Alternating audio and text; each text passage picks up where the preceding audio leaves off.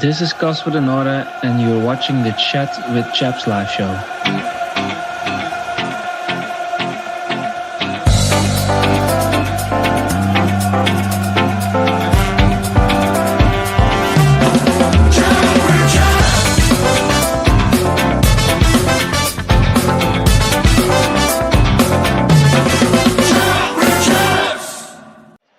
Championship, West Brom have taken the lead against Sheffield Wednesday, 1-0 in the second half of that one. One ball forward from Millwall again, met by Debayo, and there is the full-time whistle, and it's Millwall who progress to the 5th round of the FA Cup. A brace from Femi Aziz either side of half-time. The first one took a wicked deflection as it flew past Carl Darlow, but the second one was a blistering counter-attack down the left-hand side. A superb finish at the near post to double Millwall's advantage. We thought it was going to be plain sailing. It didn't seem that way though. They conceded a penalty, Millwall, around the hour mark. However, a superb save from Liam Roberts down to his left-hand side to parry it onto the post. And it remains here after the 90 minutes. Millwall heading to round 5. Full time here. Leeds United 0, Millwall 2. Palace, who the fuck are Palace? Good evening, guys. Good evening. It's 8 o'clock. It's on Tuesday, and that only means one thing. It's the Chat with Chaps midweek live show with your host, Joe Zampa. And today, as always, every week, we've got a fantastic lineup of panelists for you. So without further ado, I'm going to go to my left. Wrong way. Left is the one and only Paul Donovan. How you doing, Paul? I'm good, but you pointed the right way the first time. Did I? Yeah. That's the right way. That's the wrong way. You know what? On my screen, it's the other way. I don't know why. Yeah. Right. Oh well. But no, you're right. you got it right. I'm all good, mate. Thank you. I'm all good. You're good. A lot better. Excellent, good stuff. And then underneath yourself, I was going to say below you there, but you always pull me on that one. So underneath you, that don't sound any better. No, well, you're on top, aren't you? You like being on top. I'm on top. I'm not pulling you. All right, okay. All right, okay. Right. Somewhere down there is the guy fresh from the Leeds game that you ought to go and watch on Saturday. Disco. It's one and only Disco. Steve, how you doing, Disco? You all right? Yeah. Evening, Joe. Evening, boys. I'm getting used to this every week. Now I've got 2 men on top of me. Normally it's 1, but 2 this week. They're queuing up. I feel like what's that woman's name? Who Betty Blue? What is she? Betty Boo? Is it, no, the girl who's shagging all the men, 100 men, 1,000 men. Not Bonnie Blue. Oh right, yeah, I don't know. Bonnie Blue. I know, I've seen it. I'm Stevie Blue. And then down there, spooning you, Disco, is our Danish correspondent all the way from Denmark. Is one and only Jesper. How you doing, Jesper? You all right?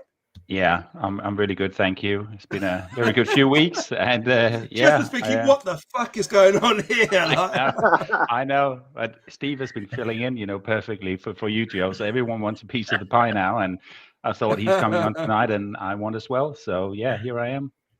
Excellent, good stuff. To see you guys. Good to have you guys on. It's going to be a tasty show today. So today we've got a few things to discuss. Obviously, we've got the Leeds game we want to talk about, which is a fantastic performance from our boys.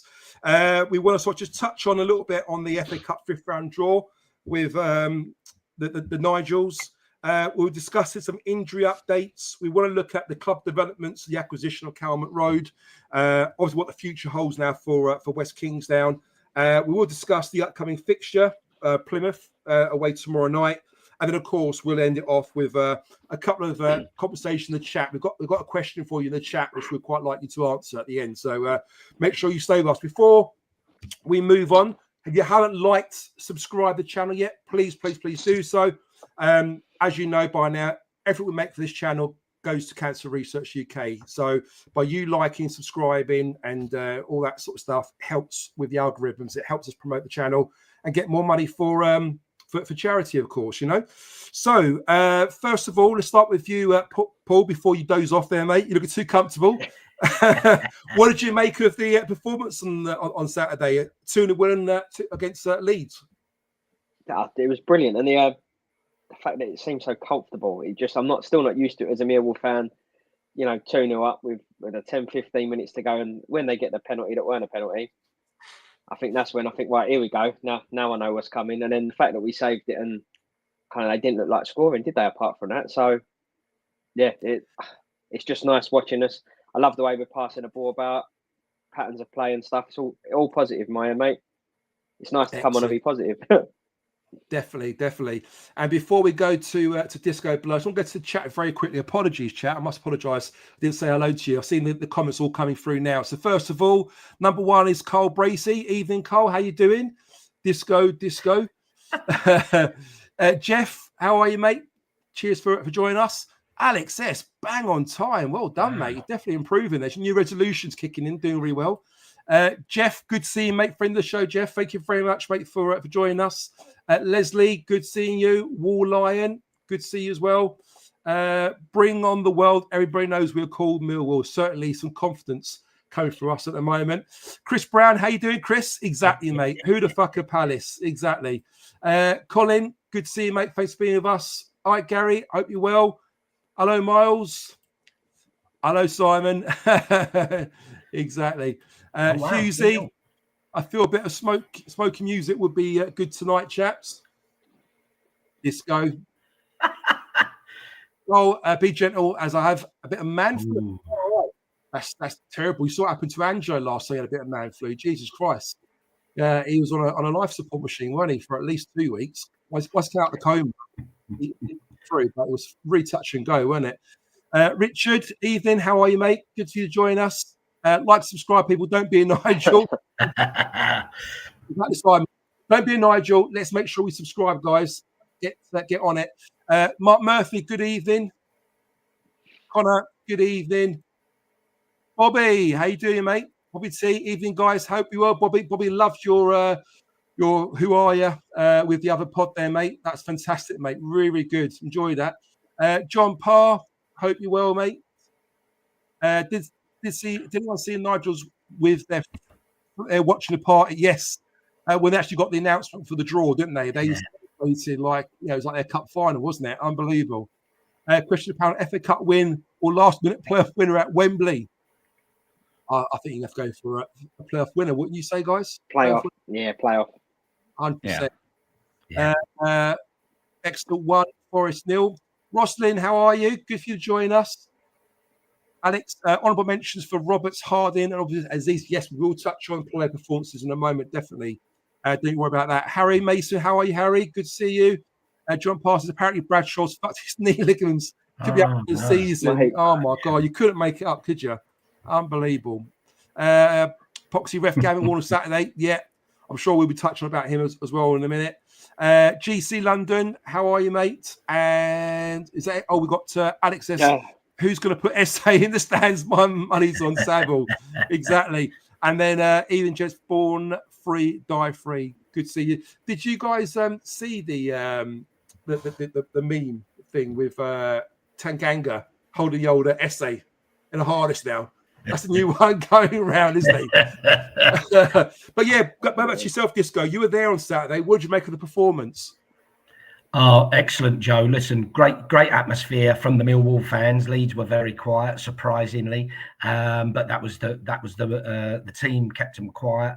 It looked really good performance. I'm trying to keep a bit of a lid on it and not get too carried away too early. But you can't help but watch a performance like that and think we are becoming, we're on the road to being the real deal. There wasn't one player who was poor. A few were bloody excellent, as we'll come on to. But let's think about it, to go to Leeds and win, as Paul says, quite comfortably, really. You're nervous watching the game because you're obviously on edge and the penalty away from it, going against you. But we never really looked in doubt. We really managed that game well and were very, very worthy winners. Ain't many times we've gone to Leeds and can say that. Yeah. I think the first half in particular, I think even the commentator was saying that Mill got the most possession, which is incredible, really. And I think second half, we're going to sit back, aren't we? We're going to let them come at us. And I think you're going to give away possession. Overall, I think they had more possession than we did. But I don't think we were ever sort of really sort of troubled. I mean, apart from the penalty and stuff, we didn't look we were struggling. How about yourself, Just? What do you think about the performance? I was really nervous going into this one because I thought, where are we actually? We had Camille Neckley in as well. First game, Ellen Road. What a baptism of fire, or how do you say it? It was. So a bit nervous about that one, but as Paul and Steve said, we looked so comfortable in the first half, and how we approached the game, how aggressive we were, and how we pressed them in their own half as well. I've never seen us do that at Ellen Road before, ever. And I think second half, towards the end of the game, you want to see the game out, but then you just see the different in levels as well. The players they bring on in Firpo and Piro and Solomon and God knows what they have on the bench, and we start bringing on Watmore and Honeyman, and that's no disrespect, but you just see the levels rising from the other team, whereas we sort of struggling a little bit to hold on to the ball at the end, but we did ever so well, and we deserved it. To go through to the fifth round. Definitely. Absolutely. And as you mentioned, it was a baptism of fire for Camille Neckley, and I thought he played really well considering it's his first game in English football, first game in the Championship. You're playing away to Leeds, Jesper, in the FA Cup. I mean, just going through some honourable mentions, players we want to mention. I know I think Disco was talking about Kasper afterwards, but starting with you, what do you make of Neckley's performance and his debut for us? I thought he was excellent. I mean, as excellent as you can be on a debut at Ellen Road. I thought he looked very comfortable on the ball. Every time he received it, he didn't panic. He looked up, took a touch when he needed to, made the simple passes, got into some really good positions. If Femi had looked up when he hit the bar, he could have played him in maybe for his first goal. These are small margins, but I think overall he had a really good debut. I think he needs to adjust maybe to the physicality of the league, but I don't think it will take long for him. You can definitely see there's a player in there, and I'm really excited to see what he can bring to the team, not only towards the back of this season, but also the next season and the seasons going forward. Looks good. Yeah, I have to agree with you. I was equally impressed with him. I just loved it. I thought he was that level above. You see the calmness on the ball, didn't you, Jesper? He was very composed. He knew exactly what he wanted to do with the ball. He was almost like 2 steps ahead in his brain when we were attacking, receiving the ball and then going at them. Disco, who stood out for you? I know you mentioned Kasper Denoy, you thought had a really good game. You were there watching him live. I guess you had the luxury of seeing the whole pitch. Yeah. Unfortunately, I had to watch it on the TV. So what did you make of his performances? Anyone else you want to mention as well? Yeah, look, start with Neckley on the back of that. I thought he had a quietish debut. I think, like Chris said in his review, that he looked like he got muscled out a few times. But I sort of half expected that, and I think all the sort of previews that we've been given said that might be the challenge for in the physicality of the league. So get that. Thought he might be a little bit quicker than he looked, but that again might be early days. But clear technical ability, never give the ball away, or very rarely, that's for sure. And he did come stronger in the second half. And I have to say, having seen the video of him after the game, he was even better than I thought on the day. So I'm very comfortable we've got a player there who's just going to grow and grow, which is good. But for me, look, some really good performances throughout the whole team. But for me, head and shoulders above anybody on the day was Kasper, CDN. I thought he the best game I've ever seen him play in a Millwall shirt. He was winning everything. He was obviously setting people up. He kept the ball. I think I saw he had an 86% pass success rate, which is pretty good, especially against Leeds, and it proves how good he was. The big black guy tried to actually cut him in half to stop him from playing. And listen, I'll be honest, at the game, saw the tackle, but didn't really realise it was as bad as that. The one thing that made me know it was bad, Tanganga was going bananas at the ref, and you thought, that's bloody serious. And then people were obviously getting texts from home and videos saying it's a bloody leg breaker. It's a straight red all day long. How's the ref not even give that? It's beyond belief. And the other way round, you don't reckon he'd have give that as a red? Sorry, Jesper. So, Yes, we don't agree with you. absolutely, yeah, he's off. Yeah. But I thought Casper, start to finish, was absolutely fantastic. Every blade of grass, never lost the ball, great tackles, interceptions. Crikey, if he can carry on in that vein for the rest of the season, we're in really, really good hands, that's for sure. Wow, yeah. I mean, great to hear that, Disco. And I think it's a credit to Casper. I think he just turned 28 as well, didn't he? His birthday the other day. So happy birthday, Casper! If you get a chance to watch this. And yeah, great performance. I think, as you say, Disco, I think he was everywhere on the pitch. Casper, he worked so hard off the ball. He's got the highest stats for interceptions, and what I love that he gets the ball, and the first thing he's looking to do is play it forward, trying to create something, and that moment actually helped that second goal with Aziz, of course, kind of killed the tie off. Paul, coming to yourself, any honourable mentions or any player performance that sort of stuck out in your mind that you want to give sort of credit to? I say another little well done to Joe Bryan. I feel like he's another solid game. He's the last, 4 or 5 weeks, he's kind of come into his own. I think that's got a lot to do with the players around him now as well. After that bit of confidence, you can kind of put it into Cundall's feet, and he's going to get it under control. Or rather than playing percentage passes, I just don't think it's his game. I thought he was fantastic again, solid. The keeper Roberts, everything he did, quality. Penalty save, his enthusiasm. So he had a great game. I think literally the whole team, boys that come on, I don't think you can fault anyone. And we just look comfortable, as I said earlier. I don't remember watching Millwall and feeling that comfortable any game, let alone away to Leeds. Yeah. What's your thoughts, Paul, on Wes Harding? Obviously, everyone's not shocked or surprised, but I guess, it was an obvious choice in coming at right back, filling in for Kramer, who's cup-tied. What did you make of his performance? And did you expect him to play as well as he did, considering he hasn't played a first-team game for God knows how long now? Yeah, I thought he would be the weak link, but he was brilliant. The first half, I think he was fantastic. The second half, I think you could see he was getting tired, but fair play, cracked on. First involved when he scored as well, up there punching it. It was see the kit man put on there about Uncle Wes. Yeah. Uncle Wes or something like that. It's nice because you do forget sometimes these things that they're people, even though you know it's a person in there. You just think, well, he's been around another year and he's barely played. So to come in, perform at that level, and you can tell they all love him there. So oh, absolutely, that's off to you, mate. He's definitely someone in the change room who all the players seem to get on really, really well with. They all speak what a lovely guy he is, and he's so supportive of the others, even though he's not playing. Like, you see him at half time, full time, he's always congratulating the players, patting them on the back, and you need that sort of player in the change room, don't you, sometimes, Before we discuss the next question regarding who would you pick out of Leon Roberts and Lucas Jensen in goal, let's go to the chat very, very quickly to make sure we haven't missed out on anyone. So Simon says that challenge on Sav should have been on Casper. Sorry, should have been a straight red. Crib broke his leg. Ref was shite. Absolutely. Craig Jones was fashionably late evening chaps. How you doing, Craig? Sav, I think he means Casper, didn't you, on that tackle? Carl Bray said the Premier League will hate Millwall, West Ham, Chelsea, Palace. Connor says his dribbling is better than SA, but the ball won't leave his feet.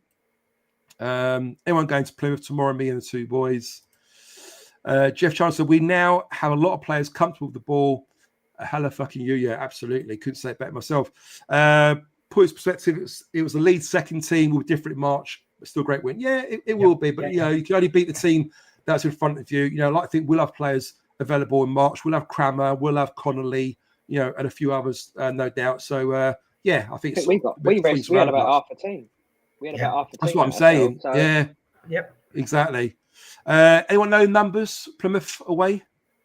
Have you heard anything? Have you guys? I think it's about 400, isn't it? Is what I think I saw. I think so. I think he's right there. Yeah. Nice. That's decent. To be fair, that's decent, isn't it? On a Wednesday night. Fair play, 400 on a Wednesday night. That's class. Yeah. Excellent. Okay. So, guys, Joe, can I just say as well, though? Look, yes. I know we can mention everybody. I thought Tanganga and Cooper was fantastic, along with Brian and Harding at the back. Obviously, look, we haven't mentioned Femi, 2 goals and a bloody great performance from him. So pleased for him because he's really turned the table, hasn't he? On when he started, I think a lot of people had question marks, and he's very quickly showing what he can do. So fair play to Femi. We've said about Negley. I've got to say, Kundal, I think he's a bit of an unsung hero. I'm going to call him the glue. He's like the glue up the top there. The old days 100%. Of putting the ball up there and it just comes straight back and we're in trouble. He just seems to get hold of the ball, nice little pass and move. Little 1-2s. He plays his part in it. And that's massive for us, you know. So I think Jeff said there, didn't he? We've got players who are comfortable on the ball. And I agree with him. Hallelujah. How different does that look and feel? You know, very encouraging. The players we brought in, you know, good age, level above, you know, technically very, very good as well, you know, and I just feel we look a lot better on the ball with the players we signed now. You know, you look at, Negley, you look at Kundal as two examples. You know, they look very comfortable on the ball. They're good with the ball at their feet. They don't panic. You know, the touch is good. So long may that sort of continue. Hopefully, that could be a change of our new playing style. Paul, go at yourself. Sorry, I just on that note so quickly. I think it makes Ivanovic look better as well because it doesn't. He's just not a target man. But when he's dropping deep and he's like doing first time passes and laying off to him, and then they've got the technical ability to then like pass it and move and whatever. It looks like a different game. Yeah, exactly. And I think we're using Ivanovic the right way as well. I've said it before, you know, we're not hitting balls up in the air to him now for him to fight 50-50s with defenders. The ball's actually getting played into his feet. And what Ivanovic does is very, very good. He just gets the ball, he plays it back, he keeps it, he makes a run, you know, and everything sort of clicks really nicely at the moment. I think he's playing a real good role there to the point that I think if Coburn comes back fit now, I'm almost kind of questioning who do I want to start, Coburn or Ivanovic, because I think he just links up so well with our attacking play at the moment. But it's a luxury problem, isn't it, Joe, to have, you know, if one doesn't work out, you have, you know, what a reserve you have, then you can put on. It's exactly just positive. But can I just say also an honourable mention? We mentioned the new players here coming in, making a difference. I like how adjustable Cooper has been as well. We've always said he's an old school defender. He lumps the ball forward. I've seen a player under Alex now where he takes the ball, he drives forward now, he tries to find a pass. He doesn't try to overcomplicate things, but he's not just lumping it forward aimlessly towards, you know, Ivanovic or someone else. I think he's done a really good job at adjusting his game, but not to a point where he's giving the ball away silly. No. But you can definitely see that he's been told to play differently, and he's done that remarkably well, I think. Yeah. Great honourable mention there for Coops, and well said. I agree with that. Paul, we're going to go with Paul, then Disco, then Jesper this time round. For you, in a nutshell, Liam Roberts or Lucas Jensen, in your opinion, who'd you go for as your preferred keeper at the moment? It's a tough choice given Liam Roberts' recent experiences. Played 2 games plus the end of was it the Luton game? I can't remember. It wasn't when he come on for the injured. Come on for a minute in the and he's kept a clean sheet, hasn't he? Again, guys, while we're going through the panel in the chat, very very quickly, Jensen or Roberts, put it in the chat. Let's see who you guys go for. But Paul, start with you. Who you go for? It's your choice, and why? I'm going to stick with Jensen. If it's not broke, don't fix it. I feel like there's still a lot more to come, and he does worry me. I feel more. It sounds really daft. I'm going to say it out loud. I feel more comfortable with Roberts in goal. I feel like he does any claims, crosses, and the defence seem less aggy with him at certain points. I feel like they pull up Jensen quite a bit, but Jensen's such a good shot stopper. There's a reason why he is our number one. He's younger. I just feel there's more to go. There's like a higher ceiling. So yeah, I'm wrong clearly. But the other thing I noticed, because I looked into this earlier when you said you was going to talk about it, and the difference between their kicking isn't actually, as in the stats behind it, isn't actually that big. But Roberts strikes it a lot cleaner. He can get a lot more distance on it. But when you're talking about actually us winning the ball from them passes, there's not much in it, which I was surprised with, because I thought, I thought Roberts was a lot cleaner. Yeah. No, I agree. And I think, being a lefty, Roberts, I think technically they always seem to have a really good kicking left-footed. Nice strike. Yeah, exactly. Just going to you next. I'm just going through the chat here. You couldn't be more down the middle. You try 50. Roberts, you got Jensen there. It's incredible, really, like how divided we are on this one. What's problem, your thoughts? It's a great problem to have, absolutely. Yeah. But who do you pick, Disco, and why?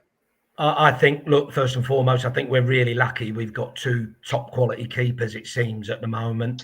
I genuinely wouldn't. You get the team sheet tomorrow.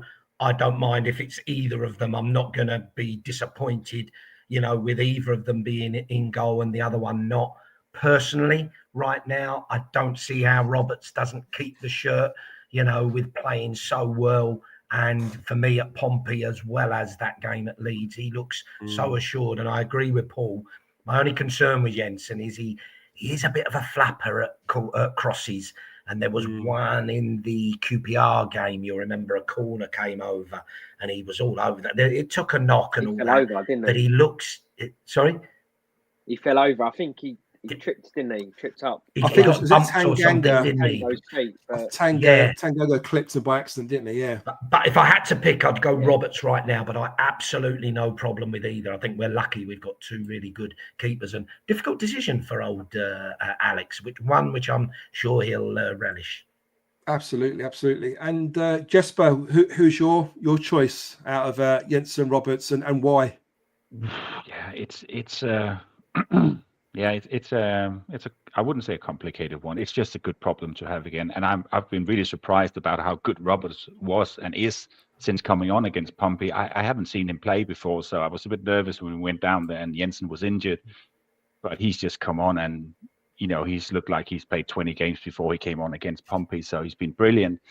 But I think Jensen has been brought in to be our number one goalkeeper, and I don't think he's done much wrong. I agree with Steve that you still see moments where you're like, ooh, heart in mouth moments. But again, he hasn't done anything wrong to lose the shirt. And if there's just one position I don't like to change too often, it's the goalkeeper position, because you want a back four, a settled back four with a keeper that they play with week in, week out. So I think I'll tilt a little bit more towards Jensen, but I have to say Robert is right there breathing right down his neck. If he does anything wrong, he will be in, I think, straight away. So good problem to have. I think I'll keep Jensen for now. Great problem to have. Yes, but can I just ask you, is he mentioned Jensen for the Danish team at all? Is he sort of in sort of No, he's not. No. Is Schmeichel still the goalkeeper for Denmark? He is. He is still playing. I think people are now calling for Hermansen at Leicester to come in. Yeah. Oh right. Okay. Yeah. And then we also have actually this Philip who's playing at Chelsea. He's not playing right now, which I don't understand. I think this Sanchez guy is horrible. But so we have him as well. Jensen would be, I think, 4th, 5th. Down the rank. He hasn't been mentioned. He's quite unknown here in Denmark because he left Denmark when he was around 18, 19 to go to England and play. And he only played in the second best league before. So whenever I mention it, they're like, Lucas who? Unfortunately. Right. Hopefully. Yeah. What about you, Joe? Who would you go for? It's a tough one. I think, again, we're very fortunate to have two good goalkeepers. I like both keepers. I think they're both quality goalkeepers for us. I think if I had to pick between the two, I think I'll go with Roberts, only because I think he's like the cleaner sort of goalkeeper in a sense that he looks comfortable at crosses. Shot stopping's great, his distribution's great, and what I admire about him is he's played in two of the hardest games. Pompey away, Leeds away, where you've got hostile fans there, and he doesn't seem to bother him at all. He's experienced pro. And I just think we're very lucky to have two good goalkeepers. I think the last time I can remember us having two good goalkeepers, probably Tony Warner and Willy Gruet at the time, the French keeper. I can't think back when we had that luxury of having two good goalkeepers. Put it in the chat if you could think of a better pairing. But for me, it was Tony Warner and Willy Gruet, because I just thought they were great. You could play either of those two in goal, and I think they both were fantastic. Guys, just between yourself very quickly, so answer a quick question for War Lion. Thoughts on Billy Mitchell? I guess, what do you think of his performance in the Leeds game? And do you think he done himself justice to get a first team place, in your opinions? Go on, Paul. Yeah, go on, mate. I think he had a good game. I almost ruined it for him. I text my mate saying, "God, Billy's on fire today," and I think he passed it straight back to him. And nearly put him in, and then I'm pretty sure he then went and actually won the ball back. So I'm pleased with Billy. I love Billy. I've got a soft spot for him. He's a good, honest player. I think he'll do well. under Alex Neil, because I do think if you put him next to Casper, he could do the job. But he's got a tough job to try and break in, because Casper's been brilliant. I'm not dropping him. And Sav is the governor of our team on the pitch. So I don't think you drop him either. But hopefully he can get a few minutes here and there, because we're going to need him, aren't we? FA Cup run, get into the semi-final at least again. In the playoffs. Brilliant. Yeah. I thought it was a really nice vote of confidence from Alex to put him in, because I would have gone for Wintle on form. Yeah. And Billy was a little bit rusty, and as you say, Paul, we had that little error in him. But like, who doesn't make at least one mistake 100%. In a match? Other than that, he had a good game. You know, you can't say he didn't have a good game and played his part. So it was really good. He needed that. He needed that game. Problem is, he probably won't be in the team now, but he'll be on the bench and he'll come on more. And you know, we're in good hands there. Yeah, and also just sorry, go on, mate. Sorry, I was going to say, what did you make of Protein Daniel Kelly? He looks like he's been bolted, hasn't he, the guy? Looks like he's been on the old protein shakes. Absolutely, yeah. It did look like he's put a bit of extra weight on him in the right way. He didn't look fat, but he looked sort of stocky. He's clearly been sort of working out a little bit. But fair play to him. But then he's still a growing boy, isn't he? Like, how old is he? 18, 19, still going through. Yeah, you know, that growth at the moment. He's getting bigger and stronger or whatever. So, yeah, looks. I think they do it on purpose, Joe. Good. I think they did it on purpose. They did it with SA. Yeah, well, with SA, he kind of went. Yeah. I don't last November, December when it was. He just went missing for like a month, and he come back like a bloke. Before he was like little, and then he come back with like calves like that. Well, Angelo talking about his legs, weren't he, all the time? I know, Angelo's got a fetish for footballers' legs. Exactly, not just footballers' legs, any men's legs. Anyone's legs. So you can, if you want to send them in. Yeah, send your pictures into the Sicilian Godfather at gmail.com. I'll make sure it gets to him. Preferably showing just a little bit of sock. He likes that as well. Yeah, exactly. But just your final bit on Billy Mitchell, really, and how do you felt he played, and what does give us different to everyone else, I suppose. I think he looked better. I think the few games he came on since he came back from injury, he looked quite. We use the word stiff when we talk about him in the group, and he has been. He's looked a bit rusty, hasn't he? And like, he hasn't really settled in, and maybe he hasn't been given the game time that he needed, etc. So again, one way I thought at Leeds, you know, Ellen Road away, 35,000, and he's going to start, you know. But I think he did well. Gave the ball away a couple of times, but as Steve said, you're going to expect that. But I think he linked up well with Casper as well. So that was good to see. I hope we keep Billy as well. I believe he's one of them who's out of contract in the summer, isn't he? So I'd like to see him stick around as well. I think he can be a really good player. He's got such a good engine on him when he's on form, and he can really boss that midfield. And I think he played, as I said, very well with Casper in there. And with Seb as well. Yeah, he might be the governor, but I think we talked about it a few times. He doesn't have the legs to play 46 games plus cup games, etc. So it's so important that we are able to rotate, especially him. And then it's good to have someone like Billy. We got Messi coming up. We got Kelly in there as well, and you could even put Honeyman in there, who's got a good engine on him as well. So there's great competition for that spot. And I'm happy to see he played instead of Wintle, since Wintle will be going back. Yeah. So true. Really like that. It's a great call from Alex Neil there, and I think you're right. I think we saw glimpses of the old Billy on Saturday. You know, a lot of players, like you mentioned, their Disco as well. People saying that he's a little bit stiff. He's not quite the same player he used to be before the injury, but I think he did play really well. Sav, as you say, Jesper, quality player for us. He gives us that little bit of edge in midfield sometimes, that kind of little bit of aggression and leadership in midfield. But what I noticed, what Billy gave us that perhaps Sav didn't, is those legs, and it kind of helped Casper out a lot, because Casper works very hard, but have another player alongside him who could do the same, share the workload a little bit. It definitely made our midfield look a lot stronger, didn't it? Talking about good management, Jesper, and everything else. What do you make of Alex Neil start as head coach? He's certainly getting the best out of our players at the moment. I mean, there are some of them who are really kind of thriving, and we haven't had a Marku back yet. It'd be interesting what he does with Marku when he's back. But what do you make of his management style? What do you make of the way that Millwall is set up now? The way our impact on the way we're playing? Do you feel there's a certain kind of freedom to play, less restricted as it used to be in the old days under Harris, maybe? Want me to start? Yes, please. Yeah. And I think we can start to see a foundation now of how we want to play. I think over the last 2, 3, 4 games, we've seen a pattern of how we want to play. I think we've looked good. There's been moments in games where we sort of been under the cosh a little bit, and we're still finding our feet. We got loads of new players coming in as well. So I think what he's done in less than 40 days is remarkable, I would say. But as Steve said, I won't get ahead of myself.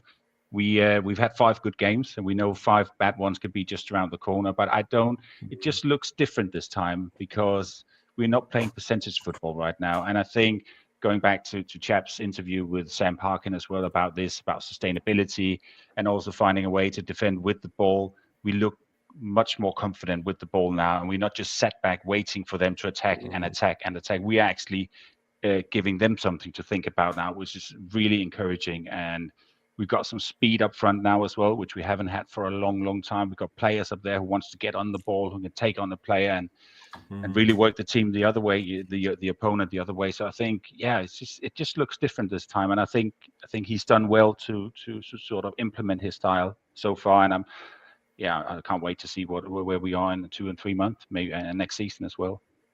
Yeah, I agree. Exciting times ahead, definitely. Just a couple of mentions in the chat here. Alex says, do you think Kasper is at an age now where we don't have to worry about losing him? Obviously, just turned 28 at the moment. I think if any Premiership club was to come in for him now, I guess you got this summer, potentially, if he carries on the way he does. But are we going to get big money for him at 28 years of age, guys? Do you feel that perhaps, he's here to the end of his contract? I think his contract runs out in a couple of years' time. I think he's got an extra year added on to that year if he plays enough games, doesn't he, as well? So he could be here to like 30, 31, in all honesty, couldn't he, Disco? What do you make of that? Yeah, I'd be surprised if we lose him. But look, you don't know. He's quality. Like I say, he keeps playing like he did Saturday. There's going to be a lot of interest in sort of higher Championship or lower Premiership teams. He's a quality player without a doubt. But I agree. I think he'll stick with us, Joe. I presume he's got another year or two, and as you say, maybe an option of an extension. So hopefully he'll just grow and grow with us. Yeah, and Paul, coming to you, mate, just on Andy's comment, I like this one as well. Look at the difference from this time last season, trying to crawl off the bottom, and all we had was a half-fit Obafemi. Such a difference. I mean, if you can remember that far, Paul, a year ago, roughly, how things were there, and the players were trying to, get through the door, try and get us through and try and survive almost. It's a big difference, isn't it?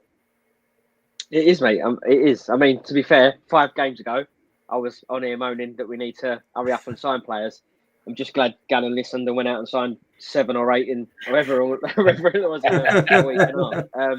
True. Yeah. It just feels positive, doesn't it? Yeah, we've got some good players. We've got a bloody good manager, and hopefully we've got some good prospects coming through. That the beauty of it is as well. What I like about Alex Neil, going back to that point, is that I just like everything about him, and I think you're seeing as well the difference it makes when the whole club's pulling in one direction. Yeah, I think that drags performances on the pitch, and then even though you've got like Lovelace come in, I love the fact that even though it kind of you want to see these young players, it's not like he's Watmore's out the squad now and that's it, it's to the side. No, you've got to earn your stripes, mate. So Watmore's coming off the bench, Honeyman's coming off the bench, so he will take time to integrate these players, get them up and teach them what he wants them to do. And I just think it's such an underrated thing to be able to make players better, which sounds really stupid, right? You're a manager, you should make players better, but not all managers do that. They use systems to get the best out of them for a bit. Or leave it to the coaches to sort of deal with that, don't they? They don't want to kind of get involved at that side, Exactly, right. mate, exactly. But yeah, I just, for me, when I first heard his name, I thought, I'm not sure. Once I looked into him, I thought he was brilliant, and now I'm so happy we've got him. Yeah, excellent. Disco, I don't know if you mentioned about Alex Neil, did you? What's your thoughts on his start as Mill manager? I go back. Look, I'm not being wise after the event. I go back to when he came in. He was my first choice. I thought he was the right man for the job. I think, like a lot of people said, his credentials were way above what we've had in the past, already. And he's now proving, look, it's early days again. Let's put a lid on it and let's take game by game. But certainly the signs are positive. What I've liked is we love hearing him do his interviews. He's bloody brilliant, isn't he? He's so calm. He's so balanced. He Speaks said very well. I thought it was brilliant Saturday when he said, look, we've done great. We're over it. He said, everybody, because we're doing well, everybody will now want more, and he says, and I realise that, but it's, and we do, don't we? Now we're like, now we want more of this, and we're going to fly through the league, So, we've got to take one step at a time. He said 2 things: we need to keep the ball more, and we need to score more goals. And I think he's been true to that. And I think, Joe, I was looking, I think I'm right. I think he's had 8 games now with the Was Oxford his first game? I think it was, wasn't it? His first actual game. Yeah, against Rowett. And I think I'm right in saying, I think we've scored 13 goals in that 8 games. Check it might be. So 1.6, we were struggling to get 1 a game, weren't we? And we're already at 1.6, and we've had 2s, we've had a 3. So he's already delivering on what he said he would do. But he's got some players in as well, which he's been part of by the sound of it. But I'm really pleased and looking forward to the future. Excellent. How much do you put to Roslyn's point there? How much do you put to Alex Neil and get the best out of Joe Bryan at the moment? I mean, lots of managers have sort of tried and failed, haven't they, a little bit with him? But he seems to be getting the player out of Joe Bryan. Dare I say it, the old Joe Bryan, from his Fulham days almost, I think Angelo said weeks ago, like he seems like he's not concentrating, Joe Bryan. He's a bit sort of in and out, isn't he? You remember? Yeah. And it's almost like, and we said we need somebody to get a grip of him and say, listen, tune in and get a grip. And it feels like that in the right way. That's what's happened. And he is a different player, isn't he? Look, he's still got a mistake in him, but I'll take it the way he's playing now over what we've had previously. Yeah, absolutely. And obviously, next topic we want to discuss now is the FA Cup 5th round draw. Obviously, we got Palace, Paul, and with Palace, obviously comes somebody who we're no stranger to, Roman Esse, who it looks obvious, if you write the story, if you write the story correct, he's gonna. He's definitely going to feature in that game, isn't he? Whether he'll start or not, I don't know. But you just know that Palace will play him against us. What did you make of the tie? And are you looking forward to it? Yeah, I mean, I didn't want Palace, to be honest with you. I was looking at a bigger draw away, hopefully, and going. But if we have to go to their Tin Pot ground, we'll go there. But yeah, I mean, it'd be a good game. I just hope, again, I sound pessimistic, but I just hope it's not Sunday morning Sunday lunchtime kick-off, and they let us actually have a good day, and they give us a load of tickets, and we can go there and and obviously make ourselves heard. Am I right? Think because it's an FA Cup tie, we get a larger percentage of what they'll normally give out for a league game. Am I right thinking that? 15%, but it's down to the Metropolitan Police to confirm it, so they can override it. Yeah. So in which case, I guess, to answer to what you said just there, Paul, we'll get 100. Yeah, exactly. So I'm guessing, we're going to get maximum capacity if it's going to be an early kickoff. I'm guessing, But look, at the end of the day, it is what it is. I'd rather that happen. It's winnable. And get more of us in there. I think so. And at first, I really wanted that tie at home. I want to be at the Den. But actually thinking about it, I think we'll play better against better teams away from home. In a way. Yeah, when we're defending and we're nicking a goal on the break and things like that, I think it just suits us. Because at home, I'm not saying that Palace are going to sit back. We've got to attack them. But what I'm saying is at home, the onus is on us to attack them, being the home team. Yep.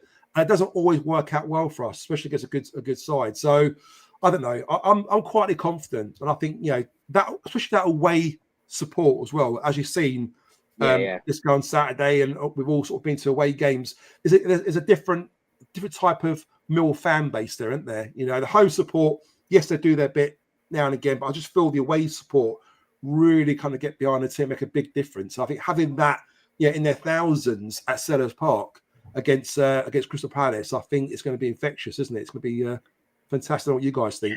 Yeah, listen, it's always brilliant there, and it's always a great atmosphere, and we haven't got a bad record there, I'd say, from my memories. When's the last It's time funny. you've been there, Disco? Can you remember that Oh, long? I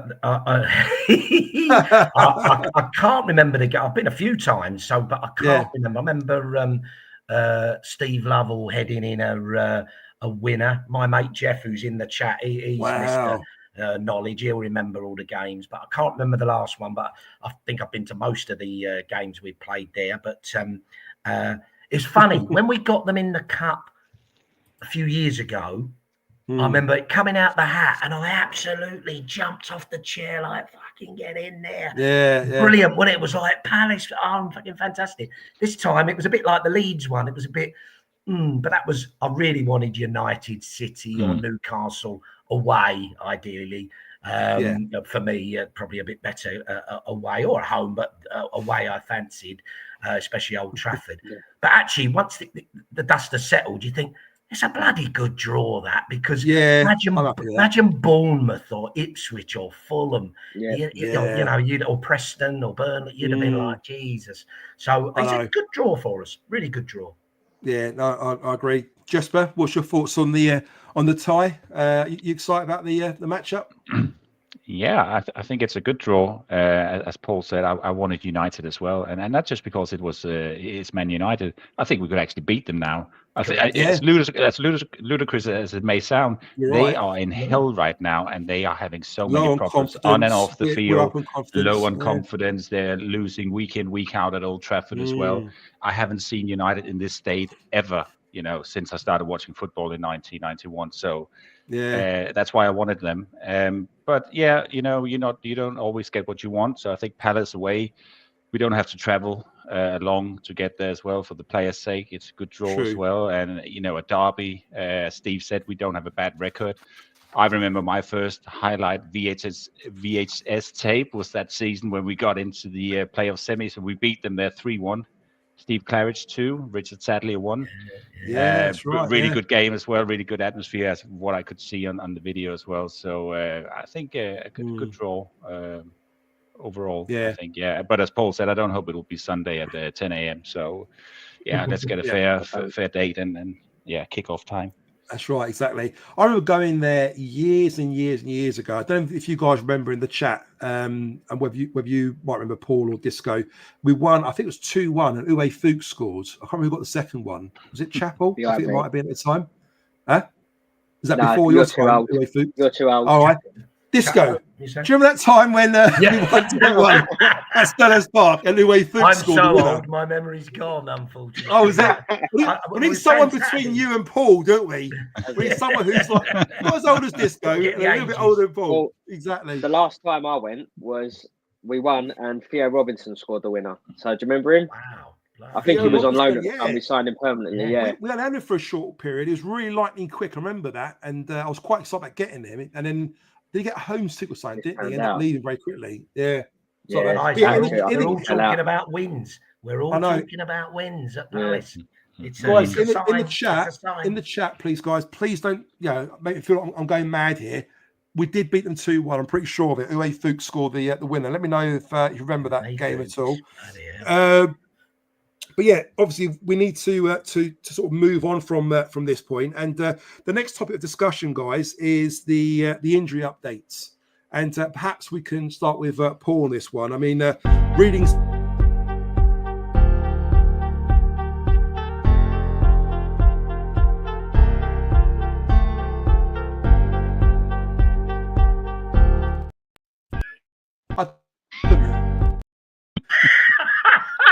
What's happening?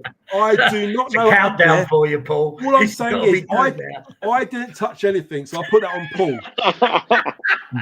Paul's like a little kid there messing around, like, you can imagine you can imagine being on the airplane. Paul. You can imagine being on the airplane, a Boeing 737, 10,000 feet up in the air, and Paul's the kids going, "What does that button do? What does that one do?" Don't blame me. I didn't touch anything. Keep your hands away from it, Paul. Stop pressing the buttons. Sorry, the guy on their website, Mill website mentioned the obviously Alex Neil will have Tristan Kramer back for tomorrow's game, Aaron Connolly, Benicio Baker available for selection once again. After the trio was ineligible for the trip to Ellen Road through being cup tied. And with Danny McNamara, Ryan Leonard and Callum Scallon all out long-term injuries.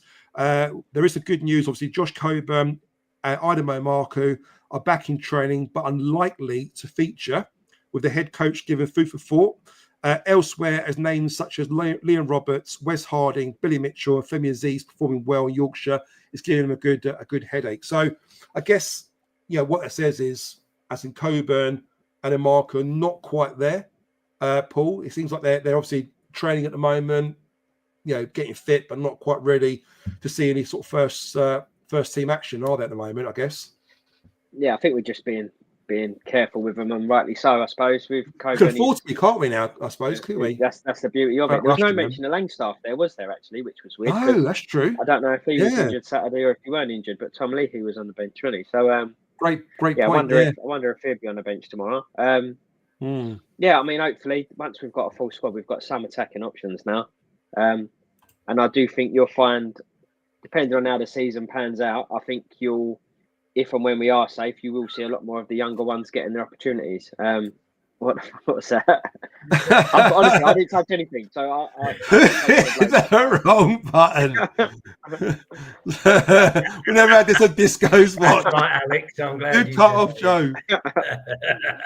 There you go. It was Chris Malcolm. And Uwe Fuchs. There you go. And the green, that's it, Captain Morgan. Yeah. No, you're right though, Paul.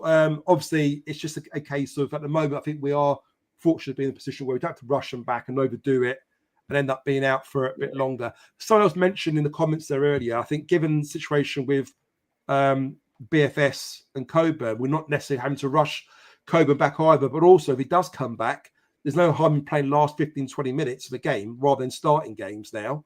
Yeah, and that might help him or prevent him from getting injured again this season, I guess, And even on the wings, Joe, like tomorrow, you've got Femi Aziz scored 2. So does he start? You got what's it say? You got obviously RBW. He didn't start. Does he come back in? He's been brilliant. You've got Negley, he's done well. Exactly. Connolly scored in his last game. He got man of the match. Does he come back? Saville's rested, so I guess he's going to feature. I think tomorrow as well. Saville, Kramer are the definites. Saville and Kramer are the definites that come back in, Connolly? And then it's just that's what Connolly? I don't know. I don't know, what do you do? Connolly for Aziz? Jesus. Well, look, I think Andy Herbert mentioned it here. Tomorrow, do you play Connolly, Aziz? There you go. Camel toe. The camel toe. And Mark back soon too. Exactly. So what's your thoughts, Disco, on the injury situation? And I guess we're kind of close to them coming back now, aren't we, to full complement? Yeah, look, I think we've been saying for weeks now. I can't believe Coburn's not back. I will say again, he said at Sheffield Wednesday it would be about 3 weeks, and that's about 6 weeks ago. Look, that's a worry, isn't it, with Coburn? And I get the point, we don't have to rush him back, but it is a worry that this is another one that's taken quite a while for him to get back. But look, let's ease him back in gently. I'm suspecting he might be in goal on the bench on Saturday against West Brom. And what a turnaround that I'm not actually panicking that he's not in the squad. I'd love him to be in the squad, even the starting lineup, but it's not as much as an issue as it was 6 weeks ago. So that shows how far we've come. When you mention all those players, options we've got, especially up front, Jesus, what team is he going to pick tomorrow? Let's be honest, not going to please everybody, fans as well as players. But we've got to trust him that he's picking a team to win the game, and look, hopefully we will do that. But we're in such good shape. Fantastic, Absolutely. And Jesper, do you share the same thought process as Paul and Disco? I mean, I guess the beauty is having these players, fighting for first team football. They're all fighting for positions at the moment. No one's position is actually safe at the moment because obviously it's there for them to kind of claim that shirt, isn't it? I suppose, which is not a bad thing, is it? No, it's excellent. That's what we need. That's what we want in a team, not to get too comfortable.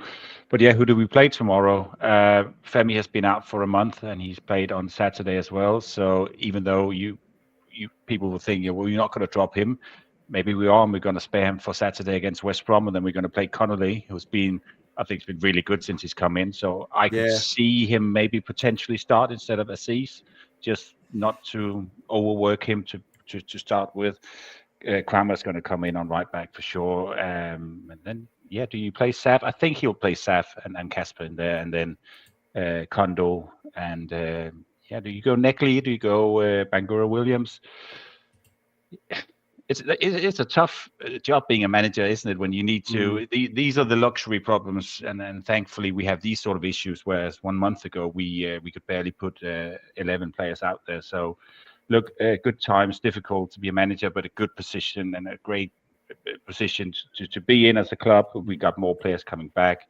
We got Coburn, we got Imaku, we got do we have a third one coming back as well? I can't remember now. But anyway, we got players to pick from now, and that's a real positive, I think. Yeah. But tricky game tomorrow. I think we're going to touch on that later. But it'll be interesting to see.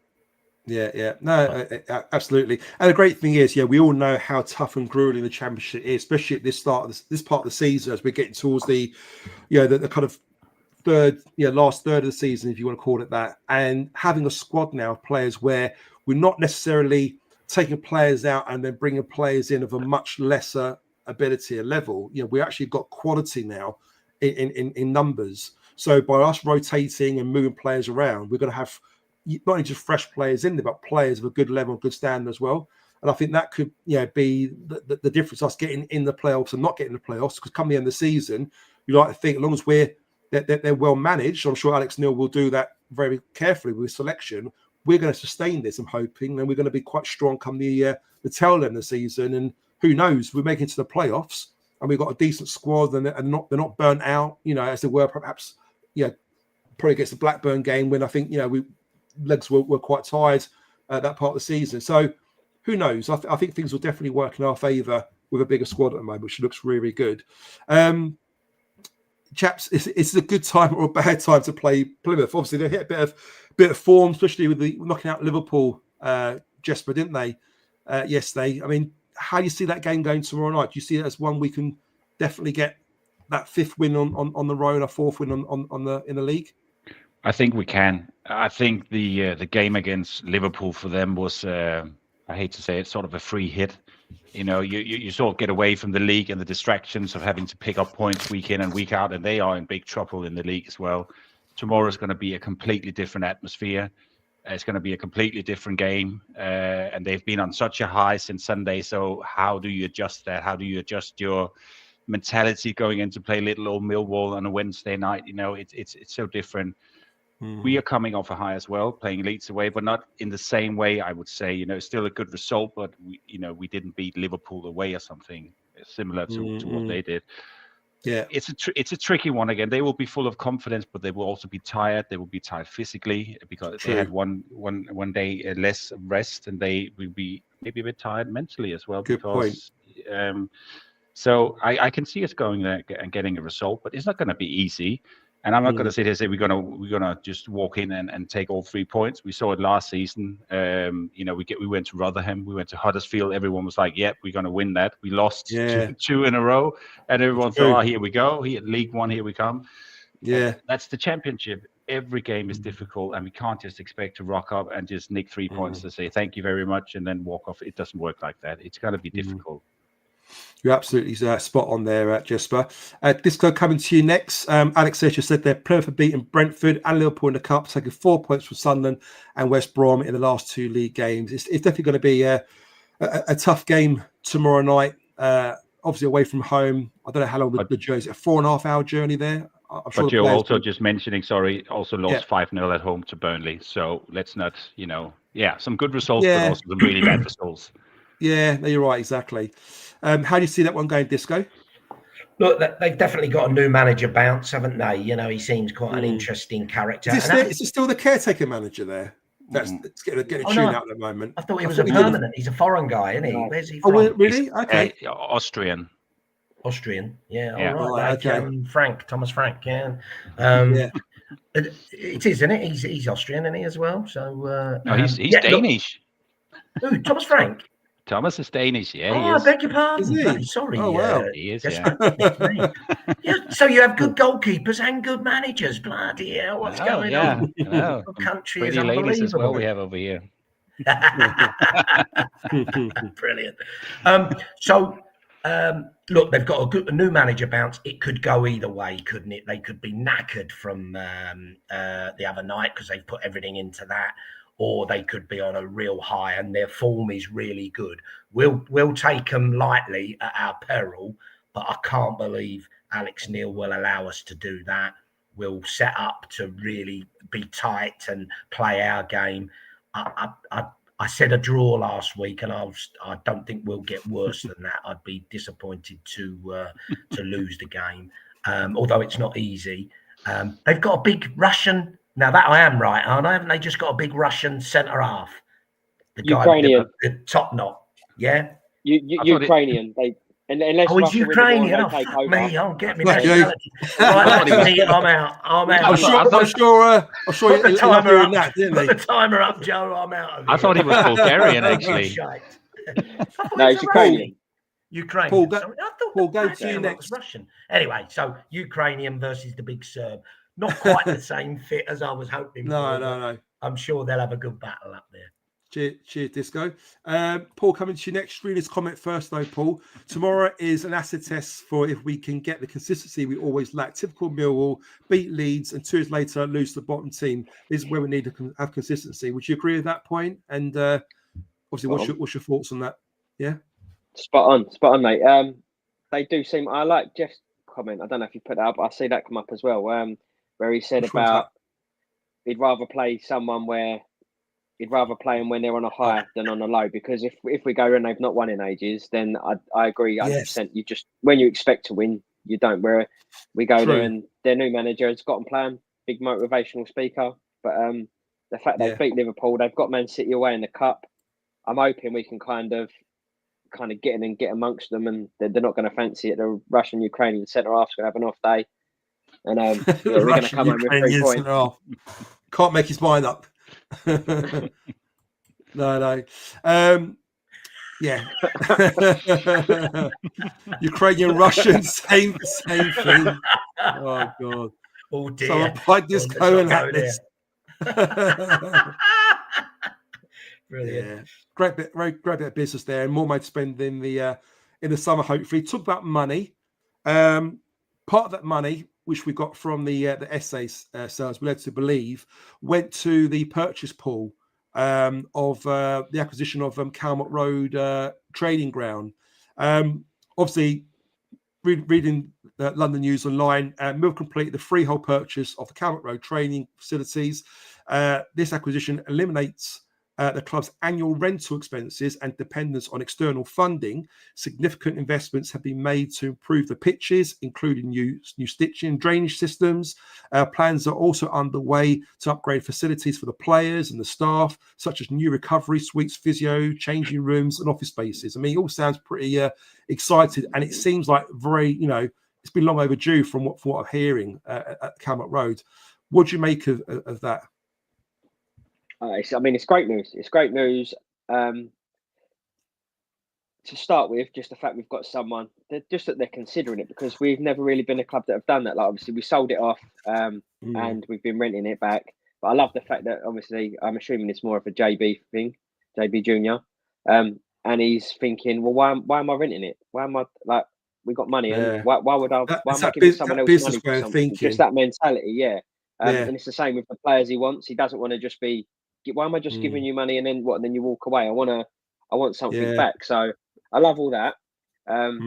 It's nowhere near the size of West Kingsdown, and I'm a bit gutted because that was the dream, and I did kind of buy into that and think, right, well, I can just picture it now. I've seen QPR's training ground; it's ridiculous, and it was a similar size to that what we had. But I think that was John Berylson's dream, and I think what Jimmy wants might be slightly different. And even if it's not, it buys us time, doesn't it? At the end of the day, we've got the lease was running out next summer, and rather than do that, hopefully we're going to we're going to build it up, get some recovery suites and stuff, maybe a Nando's in there, and give the players what they Exactly. want. Exactly. And I guess stay with yourself, Paul, for a second. What does the future hold now for West Kingsdown training facilities? I mean, can you see that being squashed? Again, reading the Southwark News, on the back of that news was the development of the new training ground at West Kingsdown, Kent, has faced challenges due to high rising costs, logistical considerations. While planning for permission was granted, the project has been hampered by global inflation and increasing construction expenses. The club is exploring in initiatives and solutions to advance the project, but it's not setting specific deadlines for its progression. So at the moment, it's kind of been put on hold. Can you see that just being quashed now, and then we focus on Calmont Road for the near now and the future?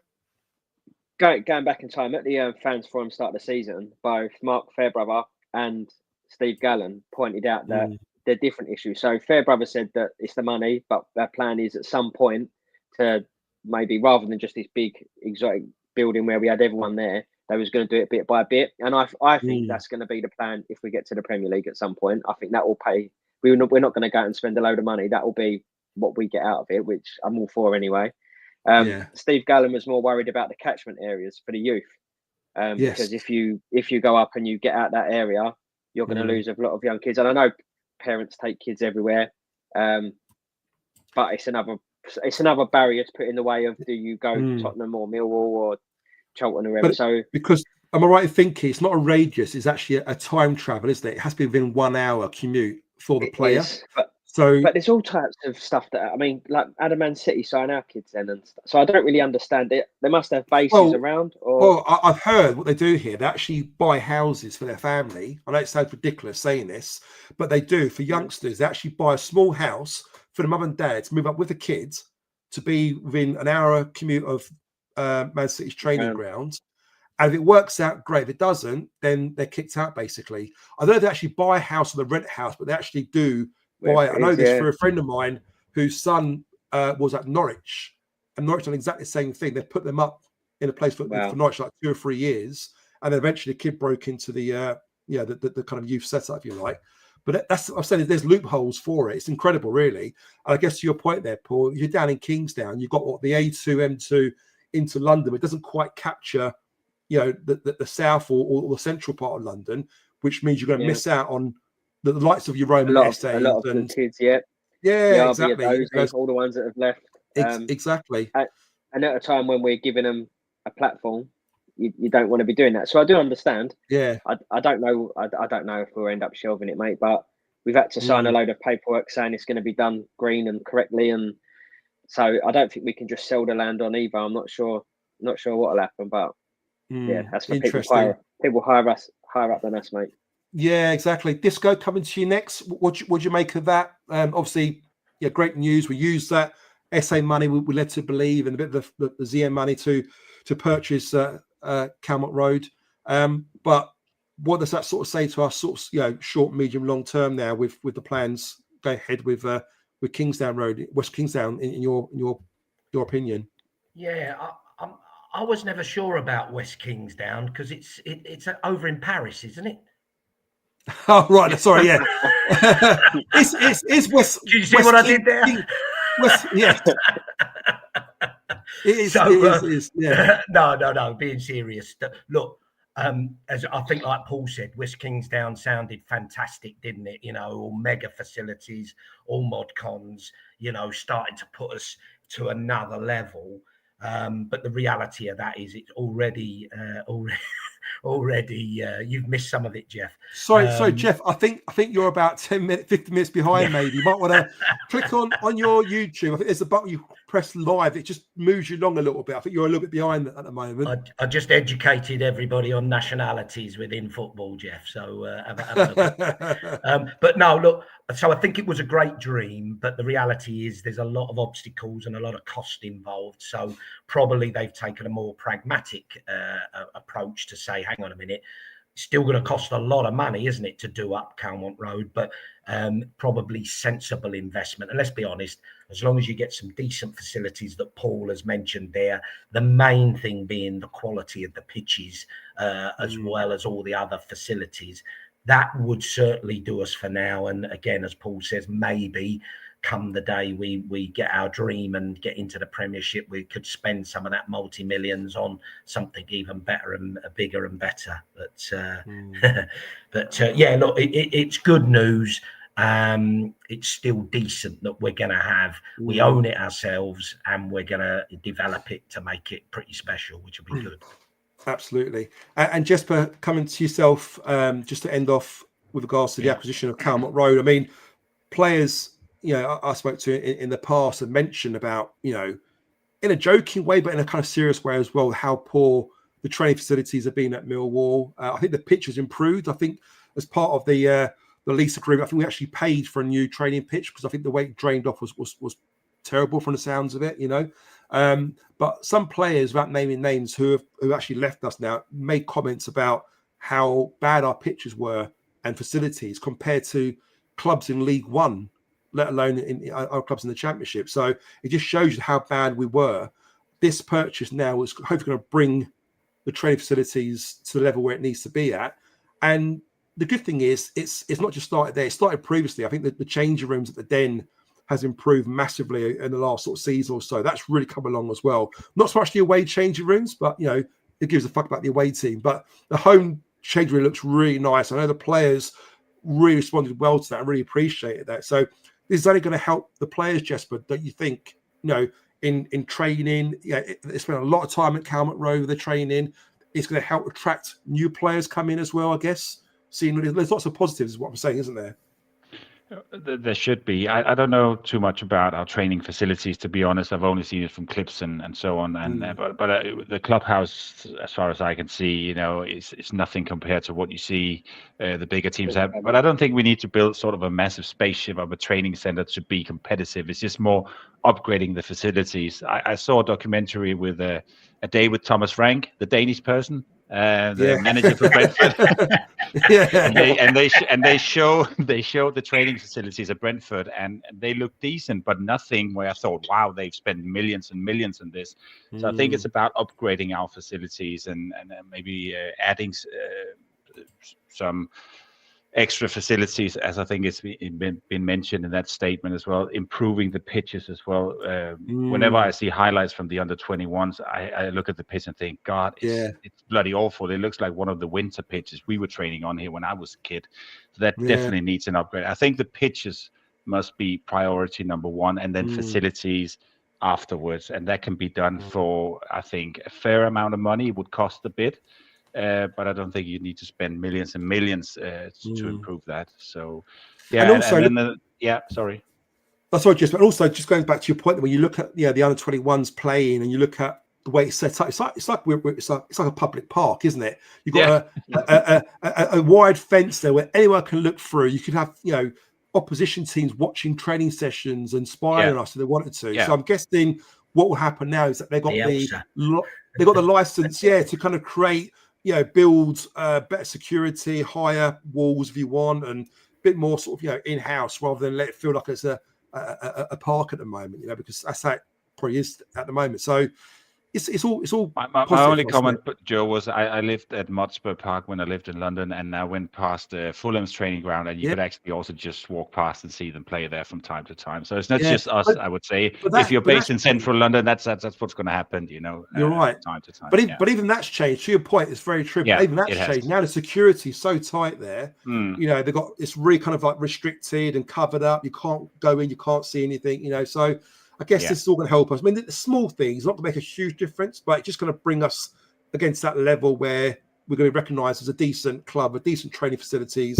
And I keep saying that this is going to help us attract players, especially we've got money now to spend on players. This is going to make a big deciding factor on players, where they choose, where they go to. Sometimes players choose Sunderland over us purely because of the stadium, the training facilities, all these sort of things, So having that in our armour and our Kingston armour will certainly help us, won't it? Definitely, guys. We're coming to the end of the live show. We've covered off quite a bit. I guess there is something we want to mention. Disco. We talked about this before, guys. In the chat before we end the live tonight, is the question is when what has been your favourite FA Cup moment supporting Millwall? Put it in the chat. Show your age, and let us know what your favourite FA Cup moment was, in your opinion. It'd be interesting to read those comments out shortly. But before we kind of go to the chat, start with you, Jesper. What's your favourite FA Cup moment? Has to be 2004, hasn't it? I mean, I would say, as Paul Eifield said, I think the semi-final was probably the highlight, because when we got to the final, we probably knew we weren't going to beat Man United. They had such a good team at that time, but it was phenomenal just to get there. But that day, I will never forget where I was and where I watched the game. It was just fantastic. Where were quite you? lucky. I was at in Silkeborg, it's called. It's a small town where I used to go to football college. So I watched it in my room. Yeah, that day. Is it, sorry, in Denmark, I take it. Yeah. In Denmark, yeah. Right. Okay. Yeah. I was only 18 at that time, so. Yeah. So yeah, it was just a perfect day. But we've had some good FA Cup runs, and I also remember when we went to. I was lucky enough to be in London when we were in the semis. Was it 2014 against Wigan?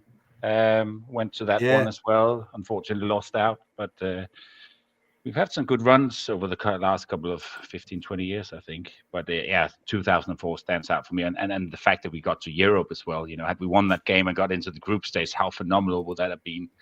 I hope to see that one day. Let's see. And yes, but do you have a favourite goal, a favourite Millwall goal from the FA Cup you can think of? Oh, from the FA Cup. Can come back if you want to have a think. We'll just let's go around and I'll come back to that one. And same in the chat. Same in the chat. Yeah, definitely. But yourself, Disco, what's your favourite moment in the FA Cup for Mill's history? Look. In recent times, you've got to say Everton, which I might come back to. The Leicester was just phenomenal. I wasn't at those games, but just watching it at home, the atmosphere sounded electric in both games, and they were phenomenal. But I think, like a lot are putting in there, and it's a bit scary. Did you see that before? The goal I mentioned at Palace was 1984-85.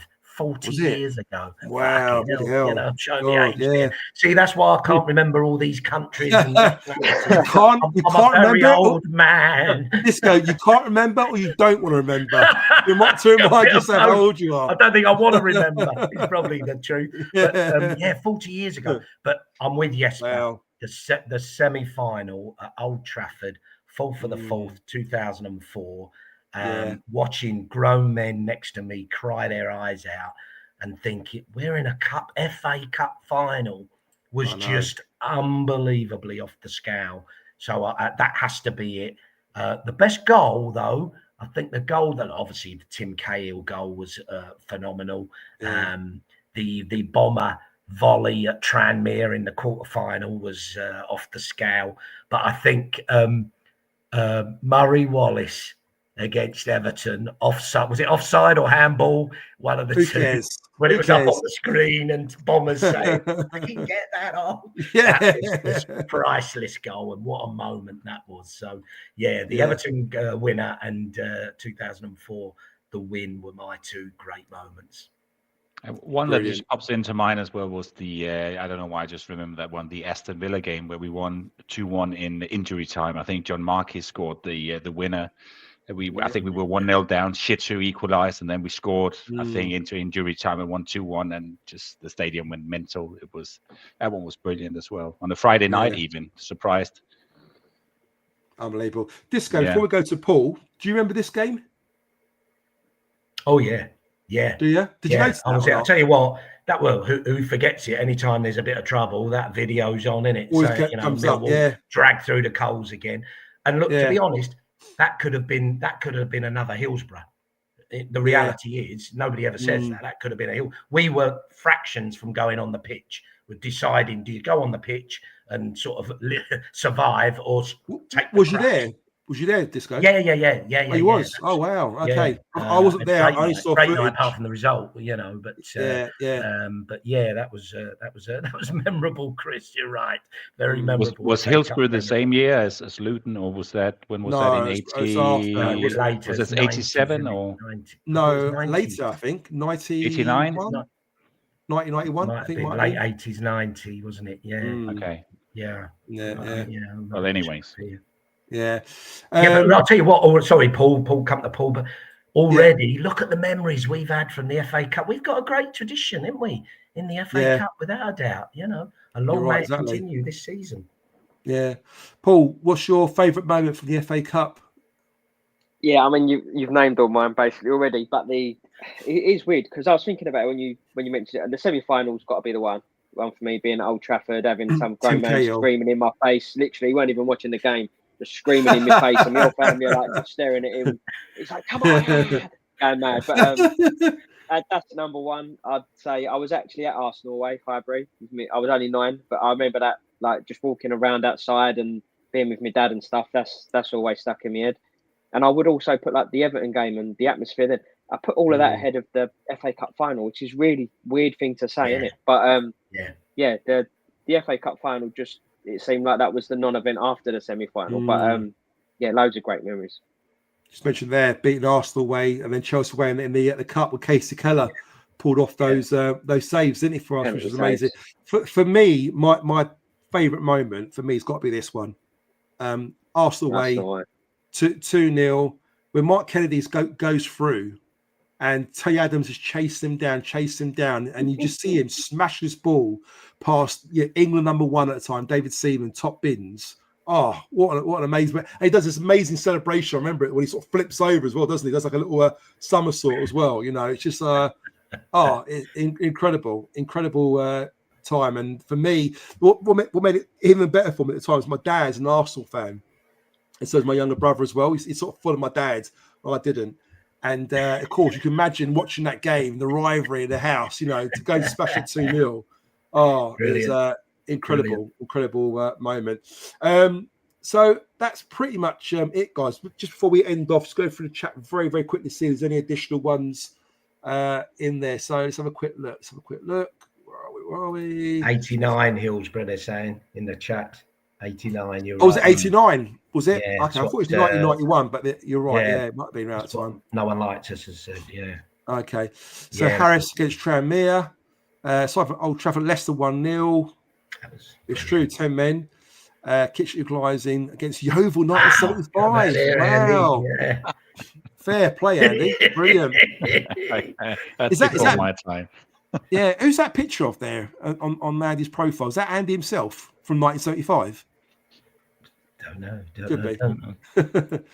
Craig, best ever cup goal, a tie between Kennedy and Arsenal, and Harris and Tranmere. You're right. I was there, Old Trafford, Muscat, Cahill. Yeah. Do you know on that? As much as you say, and you're right, we went to the cup final knowing we didn't really have a chance. But I think if we'd have had a full team, I'd have fancied us to give them a game. You know, you had Dicchio out, Muscat out, didn't you? Yeah. Andy Roberts was out. Yeah, Paul Ifill says to this day, he's quite confident, and even Ronnie Ball speaking to him recently as well, if we had Danny Dicchio playing in that game, we would have won it, because what happened was, I think they had to play Harris as a lone striker, didn't they? Because they lost their target man. And because we didn't have a target man or an outlet, we couldn't play the 4-4-2 the way we were playing. So because of that, I think Wisey came in, we played like a 4-5-1 formation, and Harris was a lone striker. It didn't quite work out for us, did it, unfortunately? So they do say if Dicchio was fit, and Muscat, but more so Dicchio, we would have had a focal point to aim for up front. And I think Dicchio at the time was doing really well for us, winning headers and United had a mega team, didn't they? I mean, the Scout, the players they had, Van Nistelrooy, Scholes, Keane. Oh, unbelievable. Unbelievable. The Blackburn away when Schutter hit a shot from about 40 yards. I don't think did it actually go in? It was a header. No. I don't think it went in. Away, didn't he? It was a header away, yeah. Good goal. It was. Yeah. I think in the home game he had a shot from about 40 yards. I don't know if he scored or not. I don't think he scored. Did he? I don't think he scored.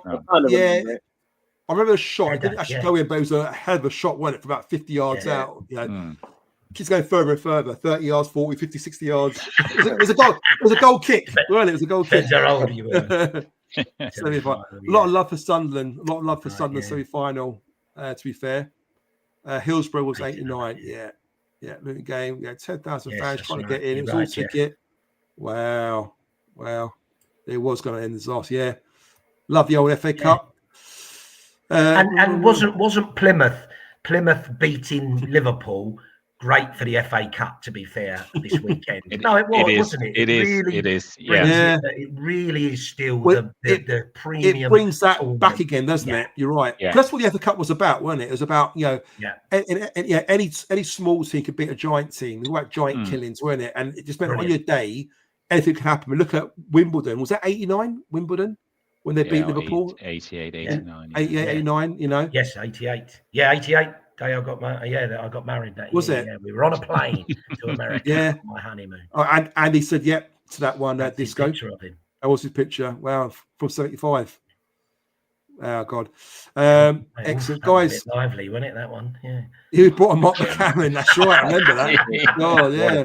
Oh dear. Yeah, and Robert says, totally agree with Dicchio and 4-4-2. We'll definitely have scored. He got sent off at Forest, didn't he, a couple of weeks before and got suspended. And it was I think it was Wes. Who was the black centre half who went to Leicester? Was it Wes Young or Wes someone? I think it was Millwall. No, that's way too old. Who for Millwall?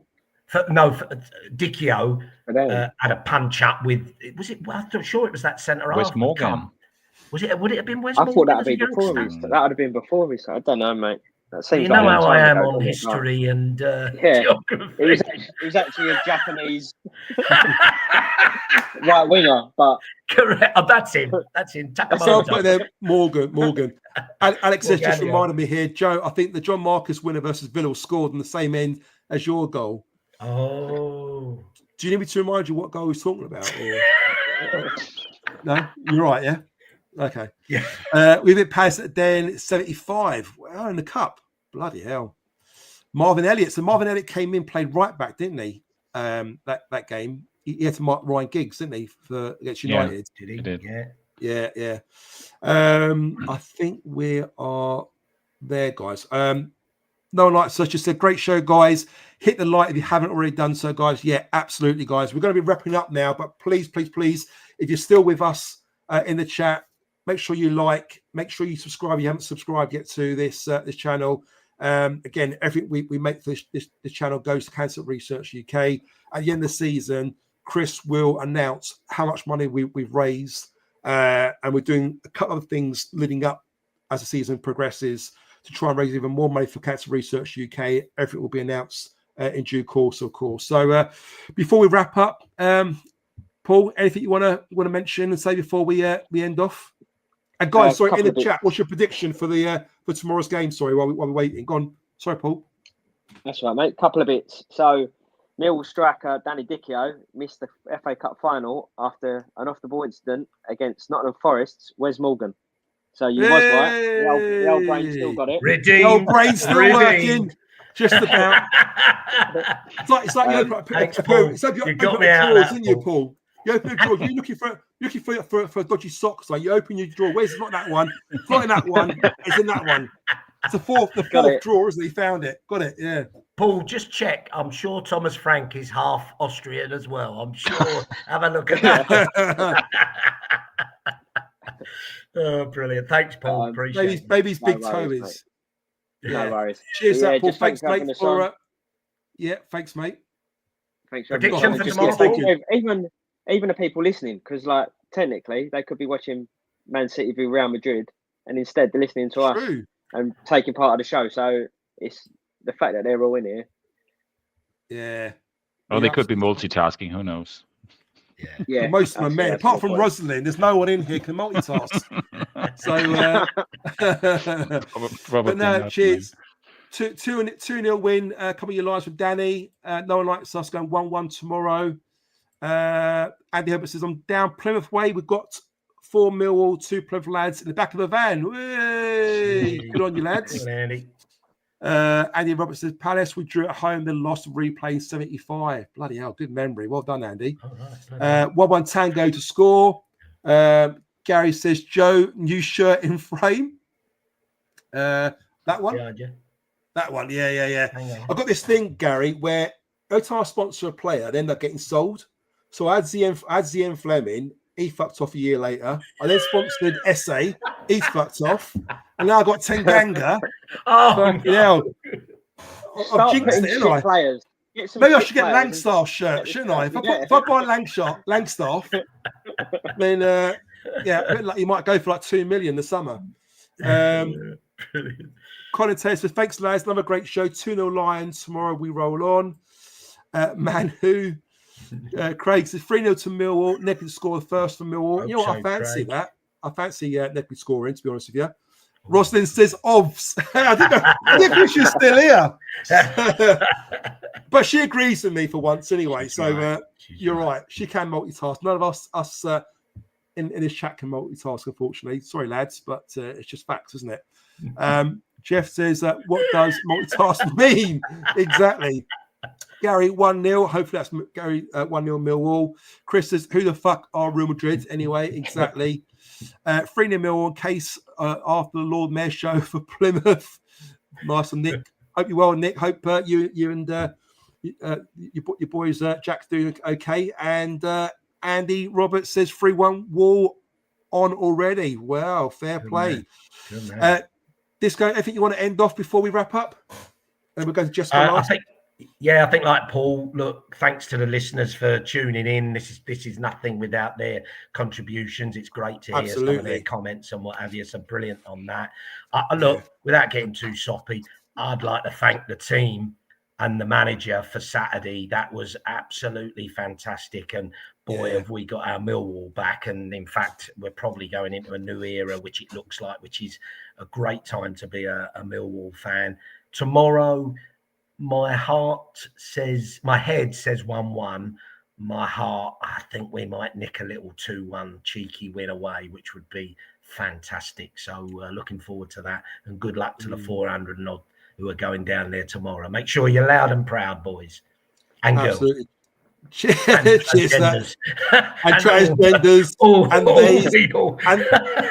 and theys and thems and all the rest of it. Exactly.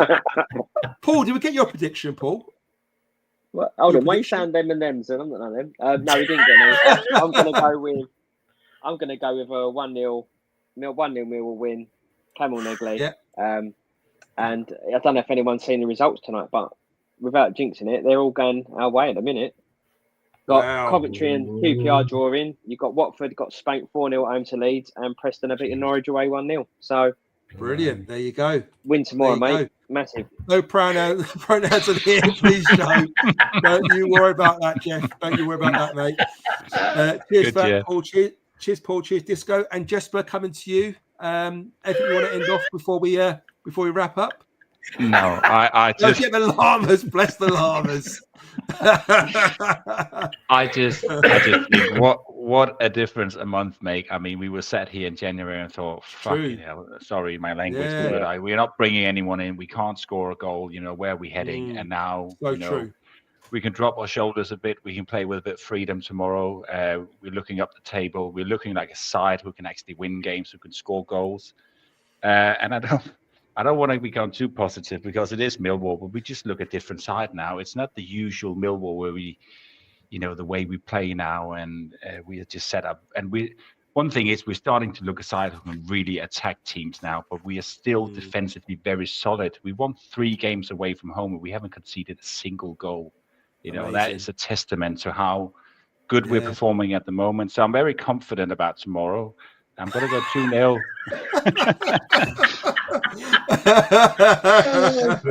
I love it. Love it. Brilliant, Alex. I'm going to go 2-0 tomorrow, and it's purely on what I've seen in the last couple of games and how we play.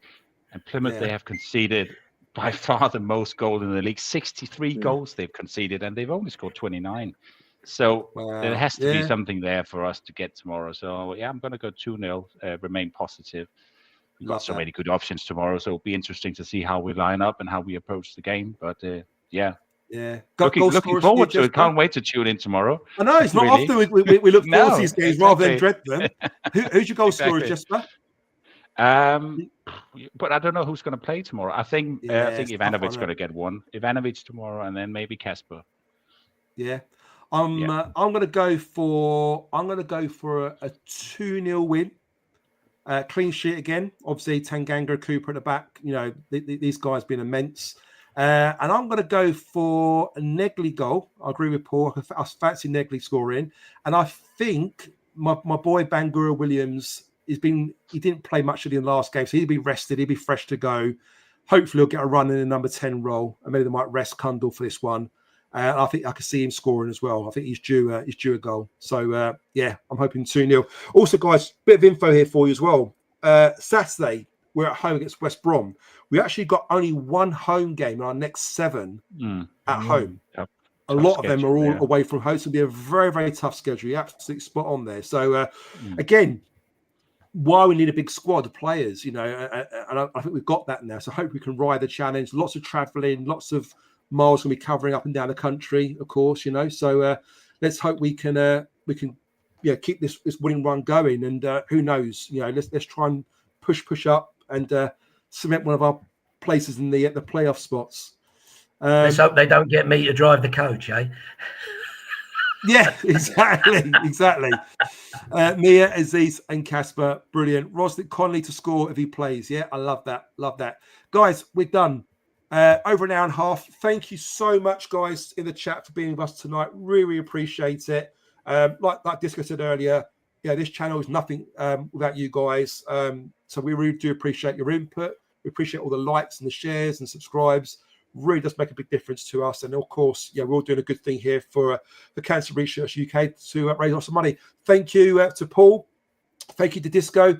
Thank you for Jesper for giving up your time so generously this evening to talk Millwall. And I really appreciate all your thoughts and your comments there. And guys, until next week, thank you very much. Enjoy tomorrow's game. Make sure if you're not going to be there, watch it live. Make sure you watch it on the TV. And enjoy it. Hopefully, we'll get another win in the bag and keep pushing upwards. So, from me, bye for now. Bye for the rest of the guys. And we'll catch you soon. All the best. See you later.